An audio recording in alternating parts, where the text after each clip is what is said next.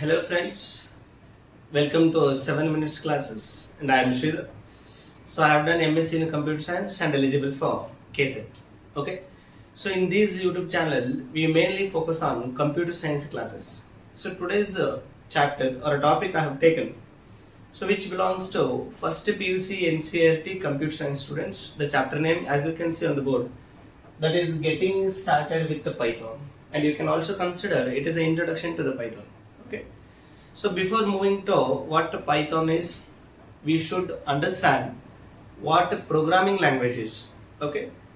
So computer science ಒಳಗಡೆ ಬಹಳಷ್ಟು concepts ಬರ್ತಾವ. ಅದರೊಳಗೆ ಇವತ್ತು ತಗೊಂಡಿರೋ ಚಾಪ್ಟರ್ ಯಾವುದು ಅಂದರೆ NCERT ಸಿಲೆಬಸ್ ಅಲ್ಲಿರೋ ಫಸ್ಟ್ PUC ಕಂಪ್ಯೂಟರ್ ಸೈನ್ಸ್ ಸ್ಟೂಡೆಂಟ್ಸ್ಗೆ ಗೆಟಿಂಗ್ ಸ್ಟಾರ್ಟೆಡ್ ವಿತ್ ಪೈಥಾನ್ ಅನ್ನೋ ಚಾಪ್ಟರ್. ಓಕೆ. ಸೊ ಹಿಂಗೆ ಮುಂದೆ ಬೇರೆ ಬೇರೆ ಬೇರೆ ಕಾನ್ಸೆಪ್ಟ್ಗಳು computer science related lectures video ಮಾಡ್ತಾ ಇರ್ತೀವಿ. ಓಕೆ. ಸೊ ನಾವು ಪೈಥಾನ್ ಹೇಳೋಕ್ಕಿಂತ ಮೊದಲು ಪ್ರೋಗ್ರಾಮಿಂಗ್ ಲ್ಯಾಂಗ್ವೇಜ್ ಅಂದ್ರೆ ಏನು ಅರ್ಥ ಮಾಡ್ಕೋಬೇಕು. Before moving on to the Python we have to understand what programming language is. So I consider you all are aware of the previous chapters such as introduction to computer system. Okay. So ನಾನು ಏನು ಅನ್ಕೊಳ್ತಾ ಇದ್ದೀನಿ ಅಂದ್ರೆ ನೀವು already ಸ್ವಲ್ಪ computer system ಬಗ್ಗೆ ಗೊತ್ತದ, languages ಅಂದ್ರೆ ಗೊತ್ತದ, what are different languages exist in computer language that you already aware of. I assume like this. Okay. So ನಿಮ್ಗೆ ಗೊತ್ತಿರೋ ಹಾಗೆ ಬೈನರಿ ಲ್ಯಾಂಗ್ವೇಜ್ ಅಂತದ ಅಥವಾ ಮಷಿನ್ ಲೆವೆಲ್ ಲ್ಯಾಂಗ್ವೇಜ್ ಅಂತ ಕೂಡ ಕರಿತೀವಿ, ಲೋ ಲೆವೆಲ್ ಲ್ಯಾಂಗ್ವೇಜ್ ಅಂತ ಕೂಡ ಕರಿತೀವಿ, ಹೈ ಲೆವೆಲ್ ಲ್ಯಾಂಗ್ವೇಜ್ ಅಂತ ಇನ್ನೊಂದು ಲ್ಯಾಂಗ್ವೇಜ್ ಅದ. ಓಕೆ. ಇದರ difference, what binary language is, what machine level language is, what assembly level language is, what is high level language. So we must understand all these lines. So without further delay, let us get into what a programming language is. So as you can see on the board, the definition I had written, that is, programming language is an ordered set of instructions to be executed by a computer to carry out a specific task is called programming language. So here as you can see, there is a word which is known as instructions. So without giving any instructions to the computer will not perform by its own. Computer ಗೆ instruction ಕೊಡ್ಲಾರ್ದೆ ಅದೇನೋ ಕೆಲಸ ಮಾಡೋದಿಲ್ಲ. So first ನಾವು ಏನ್ ಮಾಡಬೇಕಾಗುತ್ತೆ ಅಂದ್ರೆ computer instruction ಕೊಡಬೇಕು. Okay.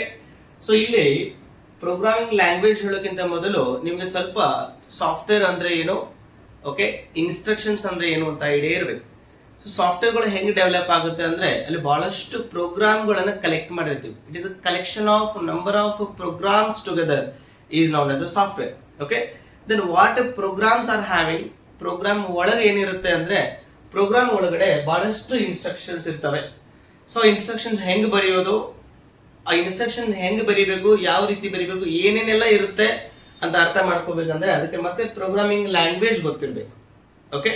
So basically we are dealing with high level programming languages or high level languages. So Python is also high level language. Okay. So ಈಗ high level language ಅಂದ್ರೆ ಏನು, ಅದರ difference ಎಲ್ಲ ಇನ್ನೊಂದ್ಸಲ ಬೇಕಿದ್ರೆ ನೋಡೋಣ. ಈಗ ಪೈಥಾನ್ ಬಗ್ಗೆ ತಿಳ್ಕೊಳ್ಳೋಕ್ಕಿಂತ ಮೊದಲು programming language definition once again we will understand. An ordered set of instructions. Programming language ಅಂದ್ರೆ ಏನು, ಇದರಲ್ಲಿ ಬಹಳಷ್ಟು ಇನ್ಸ್ಟ್ರಕ್ಷನ್ಸ್ ಅದಾವ, ಅಲ್ಲೆಲ್ಲ ಒಂದೊಂದು ಆರ್ಡರ್ ಒಳಗಿದ್ದಾವೆ. To be executed by a computer. ಈ ಎಲ್ಲ ಇನ್ಸ್ಟ್ರಕ್ಷನ್ಸ್ ಕಂಪ್ಯೂಟರ್ ಇಂದ ಎಕ್ಸಿಕ್ಯೂಟ್ ಆಗುತ್ತೆ ಕೆಲವು ಪರ್ಟಿಕ್ಯುಲರ್ ಟಾಸ್ಕ್ ಅನ್ನು ಕಂಪ್ಲೀಟ್ ಮಾಡಲಿಕ್ಕೆ. So this is the definition of programming language. So ಈ ಇನ್ಸ್ಟ್ರಕ್ಷನ್ಸ್ ಹೆಂಗ್ ಬರೆಯೋದು ಅಂದ್ರೆ using a language we will write. So that language we call it is a programming language. Say for example, C programming is there, okay, Python is there, Java is there, C++ is there. So like this earlier, Fortran was there, COBOL was there. So like this number of programming language we are having. So ಈ ತರ ಬಹಳಷ್ಟು programming ಲ್ಯಾಂಗ್ವೇಜ್ಗಳು ಅದಾವು. So ಅದರೊಳಗೆ ಒಂದು best example ಯಾವ್ದಂದ್ರೆ Python ಕೂಡ ಹೌದು. ಇದನ್ನ ನಾವು ಹೈ ಲೆವೆಲ್ ಪ್ರೋಗ್ರಾಮಿಂಗ್ ಲ್ಯಾಂಗ್ವೇಜ್ ಅಂತ ಹೇಳ್ತೀವಿ. Then one more, a program written in high level language is called source code. So here, before understanding how to execute a program, we should understand two things. One is source code, another one is object code. ಇಲ್ಲಿ ಎರಡು ವಿಷಯ ಅರ್ಥ ಮಾಡ್ಕೊಳ್ಬೇಕಾಗುತ್ತೆ. ಒಂದು source code, ಇನ್ನೊಂದು object code. Source code ಅಂದ್ರೆ ಏನು, ನಾವೇನು program ಅನ್ನು ಬರಿತೀವಲ್ಲ ಹೈ ಲೆವೆಲ್ ಲ್ಯಾಂಗ್ವೇಜ್ ಯೂಸ್ ಮಾಡಿಕೊಂಡು, ಹೈ ಲೆವೆಲ್ ಲ್ಯಾಂಗ್ವೇಜ್ ಅಂದ್ರೆ ಹೇಳಿದೆ C ಇರ್ಬೋದು, C++ ಇರ್ಬೋದು, ಪೈಥಾನ್ ಇರ್ಬೋದು, ಜಾವಾ ಇರ್ಬೋದು, ಇದರ ಯಾವುದೇ ಲ್ಯಾಂಗ್ವೇಜ್ ಇರ್ಬೋದು. ಈ ಲ್ಯಾಂಗ್ವೇಜ್ ಯೂಸ್ ಮಾಡ್ಕೊಂಡು ನಾವು ಏನು ಪ್ರೋಗ್ರಾಮ್ ಬರಿತೀವಿ, ಆ ಬರ್ದಿರೋ ಕೋಡ್ಗೆ ಸೋರ್ಸ್ ಕೋಡ್ ಅಂತ ಕರಿತೀವಿ. The program which is there in a high level language itself is known as source code. But problem ಏನಪ್ಪಾ ಅಂದ್ರೆ, ಕಂಪ್ಯೂಟರ್ಗೆ ಸೋರ್ಸ್ ಕೋಡ್ ಅರ್ಥ ಆಗೋದಿಲ್ಲ, ಅಥವಾ ಹೈ ಲೆವೆಲ್ ಲ್ಯಾಂಗ್ವೇಜ್ ಒಳಗೆ ಬರೆದಿರೋ ಪ್ರೋಗ್ರಾಮು ಕಂಪ್ಯೂಟರ್ಗೆ ಅರ್ಥ ಆಗೋದಿಲ್ಲ. Okay, so that computer only understand machine level language or machine code. It is also known as binary language which is in the form of zeros and ones. ಕಂಪ್ಯೂಟರ್ಗೆ ಏನು ಅರ್ಥ ಆಗುತ್ತೆ ಅಂದ್ರೆ 0 and 1 ಈ ಸೀಕ್ವೆನ್ಸ್ ಇರೋ ಲ್ಯಾಂಗ್ವೇಜ್ ಮಾತ್ರ ಅರ್ಥ ಆಗುತ್ತೆ. ಇದಕ್ಕೆ ನಾವು ಬೈನರಿ ಲ್ಯಾಂಗ್ವೇಜ್ ಅಂತ ಕೂಡ ಕರಿತೀವಿ, ಲೋ ಲೆವೆಲ್ ಲ್ಯಾಂಗ್ವೇಜ್ ಕೂಡ ಅಂತ ಕರಿತೀವಿ, ಮಷಿನ್ ಲೆವೆಲ್ ಲ್ಯಾಂಗ್ವೇಜ್ ಅಂತ ಕೂಡ ಹೇಳ್ಬೋದು. ಓಕೆ, ಬಟ್ ಈಗ ಏನ್ ಪ್ರಾಬ್ಲಮ್ ಆಯ್ತು, program is written in high level language, either it may be Python, Java, whatever it is, but computer cannot understand high level language. So what required is the high level language written code is treated as a source code. ಇದನ್ನ convert ಮಾಡಬೇಕಾಗುತ್ತೆ. ಯಾವುದಕ್ಕೆ convert ಮಾಡಬೇಕು ಅಂದ್ರೆ ಮಷಿನ್ಗೆ ಅರ್ಥ ಆಗೋ ರೀತಿಯಲ್ಲಿ convert ಮಾಡಬೇಕು. ಆ ಮಷಿನ್ ಅರ್ಥ ಆಗೋ ರೀತಿ ಕನ್ವರ್ಟ್ ಆದ್ರೆ ಅದಕ್ಕೆ ನಾವು ಆಬ್ಜೆಕ್ಟ್ ಕೋಡ್ ಅಂತ ಹೇಳ್ತೀವಿ. The program which is we call it as a source code is translated into object code or machine understandable code is known as object code itself. So source code ಇರೋದು machine understandable ಆಗೋ ತರ code ಒಳಗೆ convert ಮಾಡಿದ್ವಿ ಅಂದ್ರೆ ಅದಕ್ಕೆ ನಾವು ಏನಂತ ಕರಿತೀವಿ, ಆಬ್ಜೆಕ್ಟ್ ಕೋಡ್ ಅಂತ ಕರಿತೀವಿ.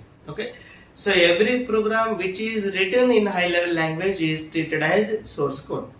So once it is converted from source code into object code, okay, then machine can understand it. But to convert source code into machine understandable code, we required something, we call it as a translators.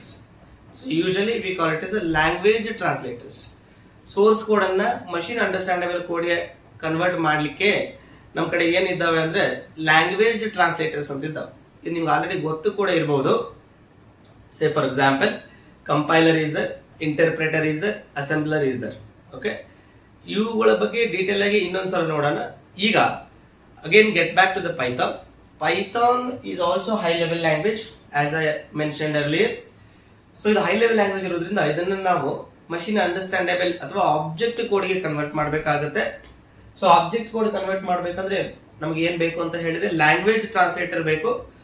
So compiler, assembler, interpreter ಇದರಲ್ಲಿ ಯಾವ್ದಾದ್ರು ಒಂದು ಬೇಕು.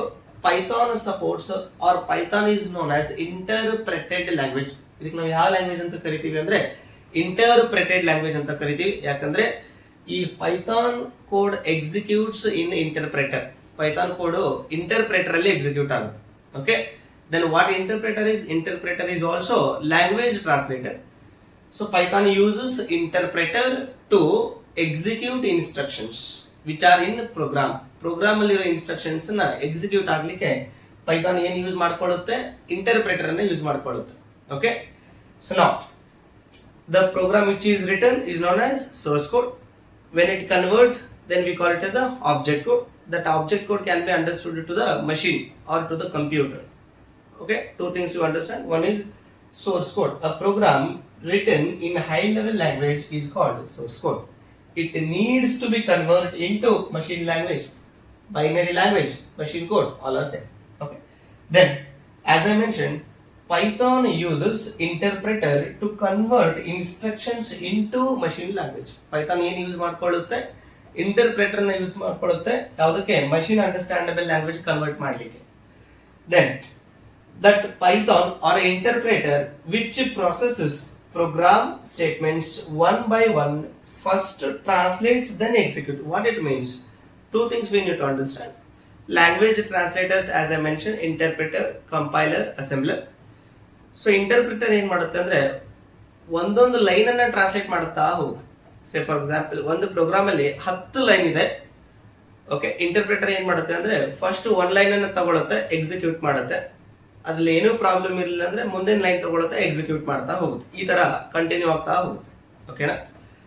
But what compiler does? Compiler ಏನ್ ಮಾಡುತ್ತೆ ಅಂದ್ರೆ ಪೂರ್ತಿ program ಅನ್ನ ಒಂದೇ ಸಲ ಕನ್ವರ್ಟ್ ಮಾಡುತ್ತೆ. So it takes whole line of codes to execute.